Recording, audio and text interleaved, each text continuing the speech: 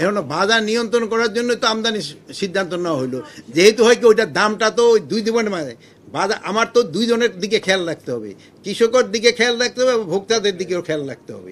এই ভোক্তাদের দিকে খেয়াল রাখ, বাট এটা আমরা ধরেন যে এই পেঁয়াজের দামটা যদি 70-এর মতো থাকে তবে হলো সবার জন্য সুবিধা, ভোক্তার জন্য সুবিধা আর এই কি বলে কৃষকের জন্য সুবিধা। এখন এটা যে বেশি দাম বেড়ে যায় সেই সময় হলো ভোক্তার জন্য অসুবিধা, কৃষকের জন্য সুবিধা। বাট আমার হলো একটা ব্যালেন্স রাখতে হবে, কোন জায়গায় গেলে দুজনের সুবিধাটা পায়।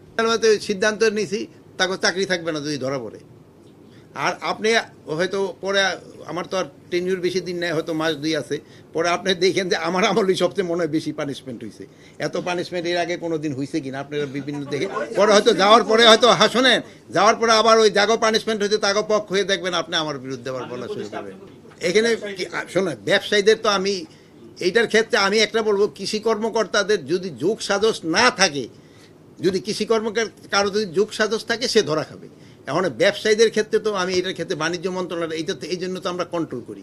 ব্যবসায়ীদের ক্ষেত্রে বলবো ভাই আমরা তো ভাই ব্যবসা করি প্রফিটের জন্য, বাট আমাদের কৃষি থাকবে তারা যেন একটা রিজনেবল প্রফিট করতে পারে, যেন খুব বেশি প্রফিট না করতে পারে। যেমন ধরো আলুর ক্ষেত্রে কিন্তু ব্যবসায়ীরা কেউ লুজার হয় নাই, লুজার হয়েছে আমার কৃষক। ওই ধরেন যে কোল্ড স্টোরে যে মাল রাখছে তো ভাড়া পাইছি, আর এখানে যে বিক্রি করতে সেও কিন্তু পাইছে, আর ইসেরা কিন্তু শাস্তি আছে। এই সংখ্যাটা এখন বলতে পারবো না, বাট শাস্তি হয়েছে। ওই যে হয়েছিল ওই যে বীজের একটা রিপোর্ট করছিলেন না, ওই যে কি বীজ তত দিন একদিনই তার বাড়িতে পাঠাইতে হয়েছে একজনে, আবার ওখানে 3জন না 4জন